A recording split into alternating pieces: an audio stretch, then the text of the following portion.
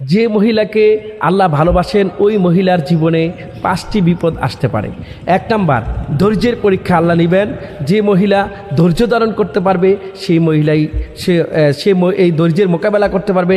আল্লাহ ওই নারীকে খুব ভালোবাসেন, অর্থাৎ ধৈর্যের পরীক্ষা আসবে। যেমন অনেক সময় তার সন্তান চলে যাবে, অনেক সময় তার রিজিক কম হয়ে যাবে, তাকে ধৈর্যের পরীক্ষা দিতে হবে।